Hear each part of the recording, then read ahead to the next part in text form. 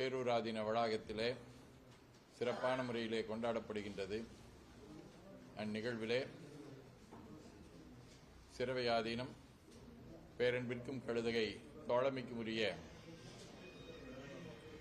அடிகள் விருந்தை அவர்கள் நாமும் ராஷ்டிரிய சுயம்சேவ் சங்கத்தினுடைய சங்கச்சாலக் மோகன் பாகவத் அவர்களும் கலந்து கொள்கின்றோம். அந்த நிகழ்விலே காலையில் 6 மணி முதல் 7:15 மணி வரை வேள்விகள் நடைபெறும். அதைத் தொடர்ந்து சிவலிங்க வழிபாடும் நடைபெறும். சிற்றுண்டிக்கு பிறகு 9 மணி முதல் 11 மணி வரை பொது அரங்கத்திலே அனைவருடைய உரையும் அங்கே இந்த நூற்றாண்டு விழாக்களினுடைய உரையும் நடைபெற இருக்கின்றது. அதுபோன்று அன்பர்கள் அனைவரும் வந்து கலந்து அந்த நூற்றாண்டு விழாவினை சிறப்பிக்க வேண்டுமாய் அன்போடு கேட்டுக்கொள்கின்றோம்.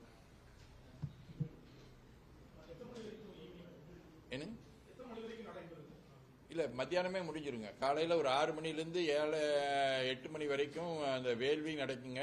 வேள்வி முடிஞ்சான்னா ஒரு சிவலிங்கம் இருக்கும். அந்த சிவலிங்கத்துக்கு சுவாமிகள் அவர் மோகன் பகவத் எல்லாரும் அந்த காட்சியில் செய்கிற மாதிரி அபிஷேகங்கள் செஞ்சு வழிபாடு செஞ்சு அந்த தீர்த்த நீராட்டு செய்வாங்க.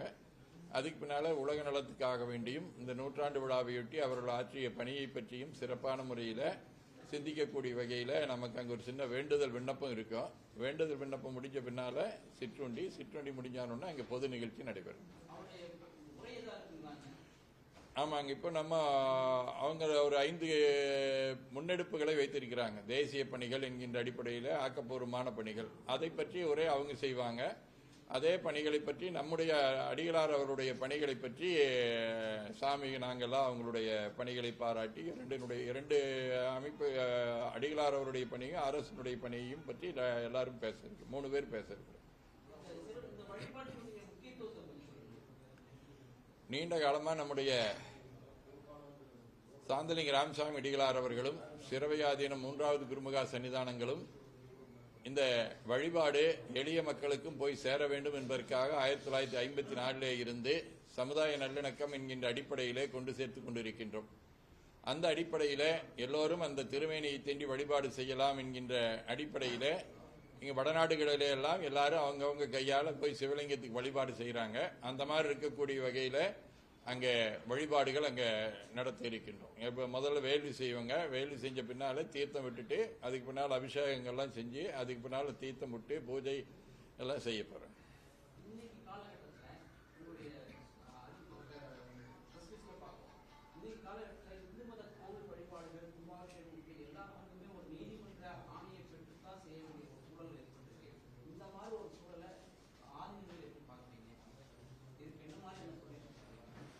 அது மக்களாட்சி நாட்டில் அது ஒரு இயல்பாக மாறிவிட்டது. இதுக்குன்ட்டு இல்லைங்க, கோயிலுன்ட்டு இல்லை. எந்த ஒரு நிகழ்ச்சியா இருந்தாலும் உடனடியாக நீதிமன்றத்தை நாடுவது, தடை உத்தரவு கோருவது, ஒரு சமயத்தில் தடை உத்தரவு பெறுவது எப்படிங்கிறது ஒரு விளக்கமாக மாறிவிட்டது.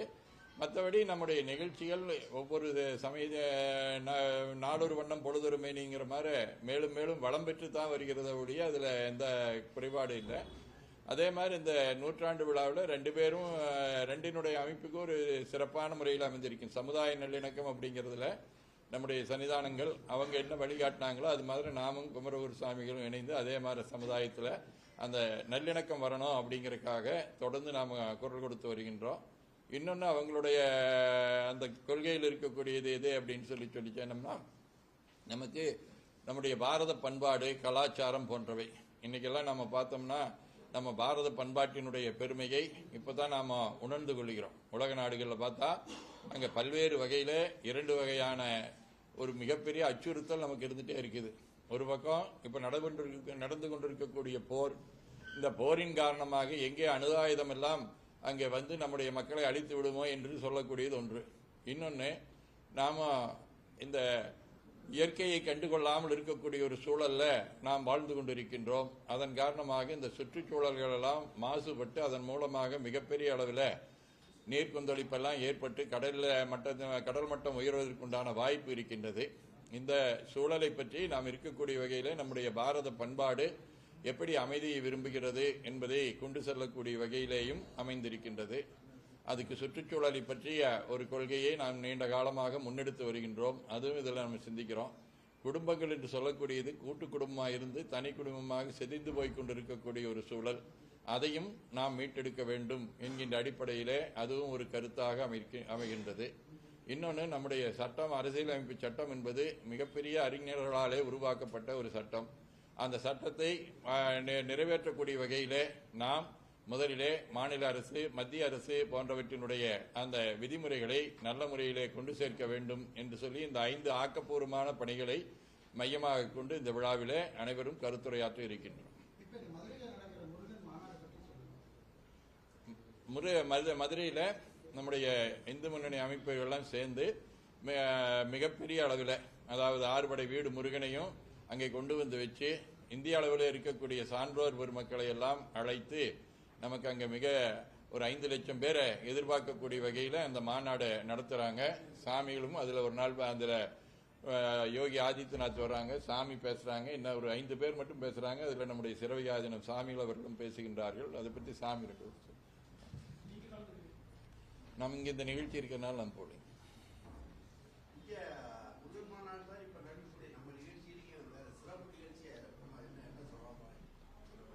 இல்ல வேற இந்த முருக மாநாட்டை பத்தி ஒரு வார்த்தை சாமி சொன்ன பின்னால சொல்லு. இல்ல சொன்ன பின்னால சொல்லிட்டாங்க. சரி,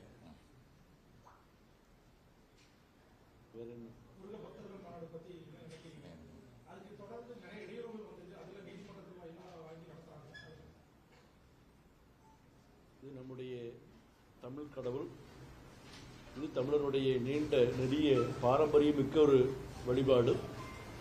அந்த வழிபாட்டிற்காக இன்று பலரும் இந்த வழிபாட்டை மிக முன்னெடுத்து கொண்டிருப்பதற்கு காரணம், கடந்த பல ஆண்டுகளாகவே முருக வழிபாட்டிலே மக்கள் அதிகமான விழிப்புணர்வும் ஈடுபாடும் கொண்டிருக்கின்றார்கள்.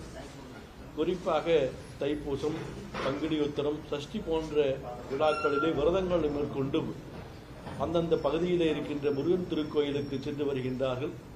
அந்த விழிப்புணர்வை முருக பக்தர்கள் மாநாடாக இந்த இந்து முன்னணி எடுத்திருப்பது வரவேற்கத்தக்கது. அந்த வகையிலே இந்த பக்தியின் மூலமாக உலகத்திலே அன்பை நாம் நிலைநாட்ட வேண்டிய ஒரு கால சூழ்நிலையிலே இருக்கின்றோம். நம்முடைய அடிகளார் அவர்கள் குறிப்பிட்டது போல இன்று உலகத்திலே பல்வேறு நாடுகளிலே போர் பதற்றங்கள் எல்லாம் ஏற்பட்டிருக்கின்றது. ஆகவே இந்த மாநாட்டின் மூலமாக எல்லாரும் ஒரு வேண்டுதலாக, பிரார்த்தனையாக கந்த சஷ்டி கவசத்தை பாட இருக்கின்றார்கள். அதன் வாயிலாக உலகத்திலே ஒரு அமைதி ஏற்பட வேண்டும் என்கின்ற ஒரு நோக்கத்தோடும் இந்த மாநாடு நடைபெறுவது குறிப்பிடத்தக்கது. முருகன் மாநாட்டில் இவ்வளவு பெரிய சர்ச்சை வந்துட்டே இருக்குது. முருகனாலே சர்ச்சையாயிட்டே இருக்கு. முருகன் எதிரையை மன்னித்து அருளுகின்ற தன்மை முருகப்பெருமானுக்கு உண்டு. மற்ற புராணங்களை எடுத்துக்கொண்டால் ராமாயணமோ மகாபாரதமோ இருந்தால் ராவணனையும் அசுரரை எல்லாம் அழித்தார்கள் என்பதுதான் வரலாறு.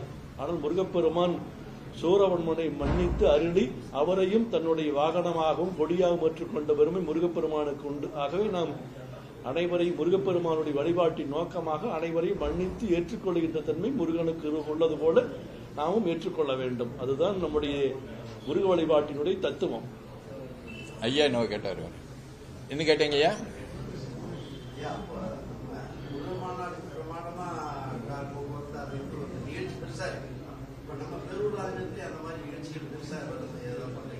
பொதுவா நம்முடைய அடிகளாரோடுக்கு எளிமையாக செய்யக்கூடியதான் முக்கியம் இருக்கும். இந்த 100ஆண்டு விழா ஒட்டி நிறைய நிகழ்ச்சிகளை நம்ம தொடங்கி நடத்திட்டே இருக்கிறோம். இது ஒரு அம்சம், 100ஆண்டு விழாவினுடைய ஒரு அம்சம். 100ஆண்டு நிறைவு விழாங்கிறது 2025 அக்டோபர் மாதம் 17ஆம் தேதி என்று நடத்தலான் இருக்கிறோம். அதுக்கு நம்ம பெரிய அளவில், தேசிய அளவில் குடியரசுத் தலைவரையோ பிரதமரையோ நம்ம அழைச்சி அதை ஒரு பெரிய நிகழ்வாக நடத்தலான் இருக்கிறோம். இதை பொறுத்த வரைக்கும் எல்லா அமைப்புகளோடையும் இணைந்து அவ்வப்போது அங்கங்கே விழாக்கள் நடத்திட்டு இருக்கிறோம். சமய அமைப்புகள், கல்வி அமைப்புகள், இதன் மூலமா அந்த அடிப்படையில் இந்தியாவிலையும் வெளிநாடுகளிலையும் நடத்துறாங்க. இப்ப நாம இங்க இருக்கக்கூடிய அன்பர்கள் எல்லாம் சேர்ந்து இந்த நிகழ்வுகளை நடத்துவதனுடைய அடிப்படையான நோக்கம் எந்த அளவில் அடிகளார் அவர்கள் இந்த 5 வகையான கொள்கைகளோடு இணைந்து போகிறார்கள் என்பதை அங்க நம்ம வெளிப்படுத்தக்கூடிய வகையில அது அமைஞ்சிருக்கு. என்னங்க, பொதுமக்கள் நிகழ்வு தான் இது, பொது நிகழ்ச்சி தான். ரெண்டிலையுமே பொதுமக்கள் கலந்துக்கலாம். ஆனா அதுக்குண்டான வகையில பாதுகாப்பு ஏற்பாடுகள் இருக்கும். அதையும் நாம கட்டாயமா நம்ம இணைஞ்சு அவங்களோட போக வேண்டியிருக்கு. ஏன்னா அவங்க தேசிய அளவில் மிகப்பெரிய தலைவருங்க. அவருக்கு உண்டான வகையில் நிறைய அச்சுறுத்தல்கள் இருக்கும். அதை கடைபிடிச்சு மற்றவர்கள் யார் வேண்டுமானாலும் கலந்துக்கலாம். நாங்கள் ஏற்பாடு பண்ணிக்கிறது ஒரு 1000 பேருக்கு உண்டான வகையில் தான் அந்த அரங்கம் போட்டிருக்கிறோம். ஒரு 1000 பேர் வருவாங்க. மற்றபடி அங்கே வெளியில் இந்த பூஜை இதெல்லாம் பார்க்கறதுல ஒரு 1500 பேர் வரலாம்.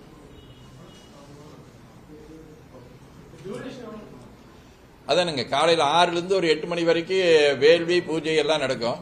8லேருந்து 9 மணி வரைக்கும் சிற்றுண்டி இடைவேளை. 9லேருந்து 11 மணி வரைக்கும் அந்த பொது நிகழ்ச்சி நடக்கும்.